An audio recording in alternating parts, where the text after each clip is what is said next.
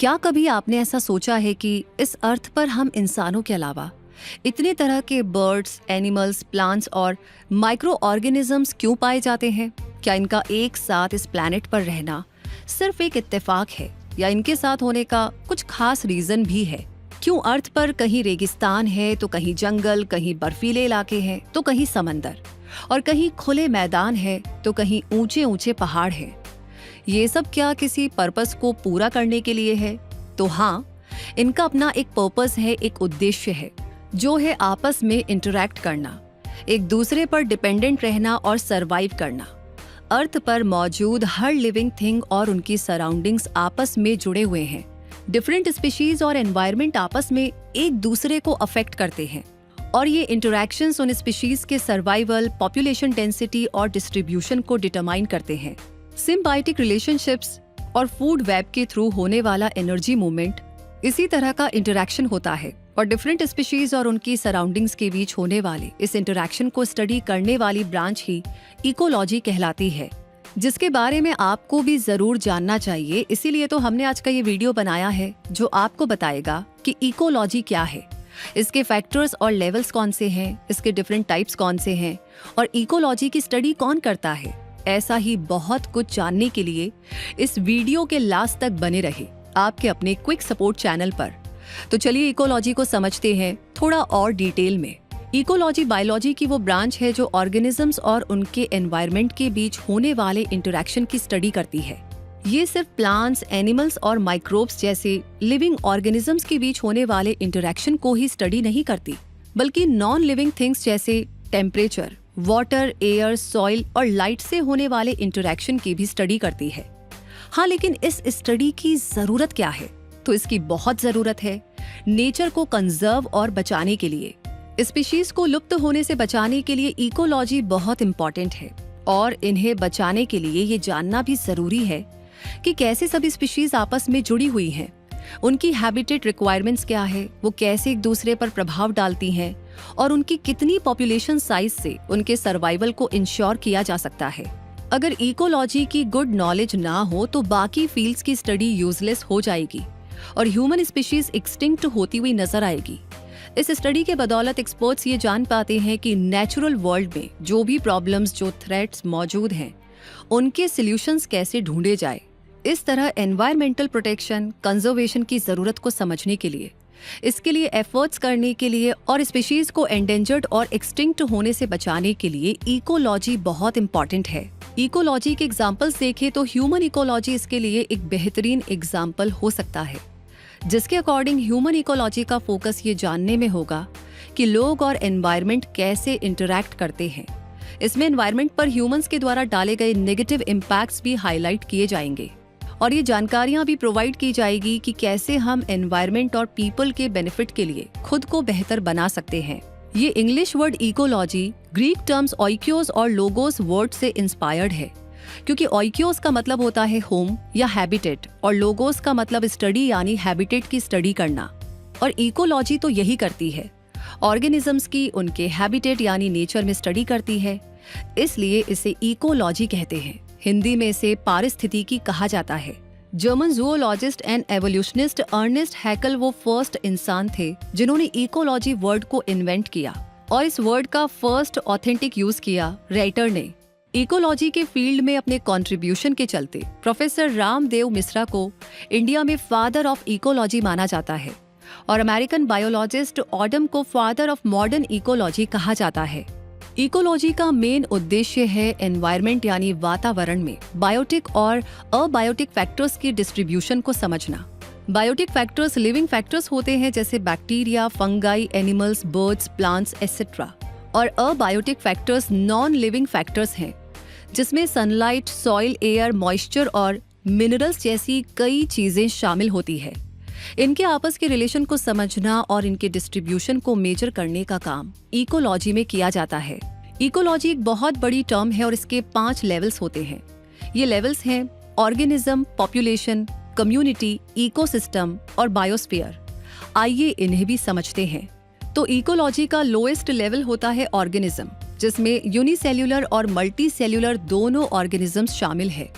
वहीं दूसरा लेवल होता है पॉपुलेशन, जो एक सिंगल स्पीशीज के इंडिविजुअल्स का ऐसा एक ग्रुप होता है जो एक पर्टिकुलर जियोग्राफिक एरिया में साथ रहते हैं, जैसे कि ह्यूमन पॉपुलेशन, एप्पल ट्रीज की पॉपुलेशन और किसी एक फॉरेस्ट में रहने वाले ज़ीब्रा की पॉपुलेशन। इकोलॉजी का तीसरा लेवल होता है कम्युनिटी, जो ऐसी कई पॉपुलेशंस को रेफर करती है जो एक कॉमन एनवायरनमेंट में साथ रहती हैं, इंटरैक्ट करती हैं और इंटरडिपेंडेंट भी होती हैं। जैसे एक फॉरेस्ट कम्युनिटी में सारे tree, plants, birds, animals, fungi, fishes और लोकल स्पीशीज आती हैं। कम्युनिटी से बड़ा लेवल होता है इकोसिस्टम, जिसमें एक एनवायरनमेंट में लिविंग और नॉन लिविंग कंपोनेंट्स के बीच इंटरैक्शन होता है। यानी एक एरिया में मौजूद सभी लिविंग स्पीशीज और सन, वाटर और मिनरल्स जैसे नॉन लिविंग फैक्टर्स मिलकर के एक इकोसिस्टम बनाते हैं। ओशन, ग्रासलैंड, डेजर्ट और फॉरेस्ट इकोसिस्टम ही है। और हाईएस्ट लेवल होता है बायोस्फीयर, जो अर्थ का वो रीजन है जहां पर लाइफ एग्जिस्ट और ग्रो करती है।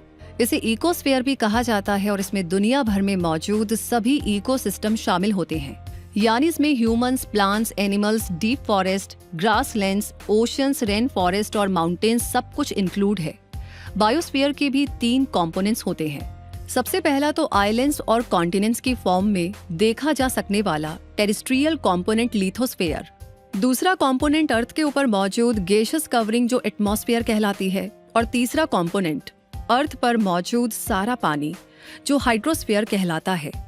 इस तरह इकोलॉजी के 5 लेवल्स होते हैं और इसके कई डिफरेंट टाइप्स भी हैं, जैसे global ecology, landscape ecology, population ecology, community ecology, organism ecology, behavioural ecology, ecosystem ecology और मॉलिक्यूलर इकोलॉजी। आइए इनके बारे में जानते हैं। ग्लोबल इकोलॉजी अर्थ के इकोसिस्टम्स, लैंड, एटमॉस्फेयर और ओशंस के बीच होने वाले इंटरैक्शन से डील करती है और प्लैनेट पर इस लार्ज स्केल इंटरैक्शन के इन्फ्लुएंस को समझने में मदद करती है। लैंडस्केप इकोलॉजी लैंडस्केप स्ट्रक्चर्स और फंक्शंस पर पड़ने वाले ह्यूमन इम्पैक्ट्स के बारे में बताती है। पॉपुलेशन इकोलॉजी का फोकस इंडिविजुअल स्पीशीज पॉपुलेशन की स्टडी पर होता है। इसमें एक पॉपुलेशन के बर्थ रेट्स, डेथ रेट्स और पॉपुलेशन ग्रोथ जैसे डायनामिक्स की स्टडी होती है। कम्युनिटी इकोलॉजी इस बात पर फोकस करती है कि लिविंग थिंग्स के बीच होने वाला इंटरैक्शन कम्युनिटी स्ट्रक्चर को किस तरह बदल देता है। ऑर्गेनिज्म इकोलॉजी एनवायरमेंटल कंडीशंस में इंडिविजुअल ऑर्गेनिजम्स के बिहेवियर, मॉर्फोलॉजी, फिजियोलॉजी एटसेट्रा की स्टडी करती है। बिहेवियरल इकोलॉजी उन सभी डिफरेंट तरीकों की स्टडीज करती है जिनसे एक ऑर्गेनिजम्स इवॉल्व होता है और अपने हैबिटेट में मौजूद चेंजेस को अडेप्ट करता है। इकोसिस्टम इकोलॉजी पूरे इकोसिस्टम से डील करती है और रिसर्च करती है कि इकोसिस्टम्स कैसे काम करते हैं और उनके इंटरैक्शंस कैसे होते हैं। और मॉलिक्यूलर इकोलॉजी एक हाइब्रिड फील्ड है जो नेचुरल प्रोसेसेस को समझने के लिए मॉलिक्यूलर बायोलॉजी टेक्निक्स को इकोलॉजिकल डेटा से कंबाइन करता है। इसका फोकस प्रोटीन्स के प्रोडक्शन पर होता है और ये जानने में होता है कि ये प्रोटीन्स कैसे ऑर्गेनिजम्स को और उनके एनवायरनमेंट को अफेक्ट करते हैं। ये मॉलिक्यूलर लेवल पर होता है। तो इस तरह आपने इकोलॉजी के मेजर डिफरेंट टाइप्स के बारे में जान लिया है। तो अब ये भी जान लेते हैं कि इकोलॉजिकल स्टडी कौन करता है। एक इकोलॉजिस्ट करता है। जी हाँ, इकोलॉजिस्ट ऐसे साइंटिस्ट होते हैं जो नेचुरल इकोसिस्टम्स और उनमें रहने वाले ऑर्गेनिजम्स की स्टडी करते हैं। इनकी स्टडी में माइक्रोस्कोपिक बैक्टीरिया भी आते हैं जो लार्ज एनिमल्स भी हैं। सॉइल में रहने वाले माइक्रोब्स हो या रेन फॉरेस्ट में मिलने वाले प्लांट्स और एनिमल्स, उनकी स्टडी इकोलॉजिस्ट ही करते हैं। एक ecologist field technician, environmental researcher, naturalist, wild life specialist, natural resources manager और प्रोफेसर जैसे कई रोल्स में काम कर सकता है। ये एनवायरमेंटल डैमेज को मिनिमाइज करने के लिए वर्क करते हैं, स्पीशीज को कंजर्व करने के एफर्ट्स करते हैं और इकोसिस्टम में होने वाले चेंजेस को प्रिडिक्ट करना हो, मोर सस्टेनेबल प्रैक्टिसेस सजेस्ट करनी हो या इकोलॉजिकल पॉलिसीज के लिए ऑर्गेनाइजेशंस को एडवाइस देनी हो, ये सब एक इकोलॉजिस्ट ही कर सकता है। और इस तरह अब आप इकोलॉजी के कॉन्सेप्ट को अच्छी तरह समझ गए होंगे। तो ये जानकारी, ये वीडियो, पूरी टीम का एफर्ट आपको कैसे लगा, कमेंट सेक्शन में अपना प्यार हमें जरूर शेयर करें। लाइक ऑलरेडी कर दिया है तो इस वीडियो को भी शेयर करें ताकि उन बच्चों को, उन स्टूडेंट्स को पता चले जो इस बारे में सोच रहे हैं या फिर ऐसा कोई फील्ड होता है उन्हें इस बारे में पता चले ताकि वो आगे करियर में कोई स्टेप उठा सके।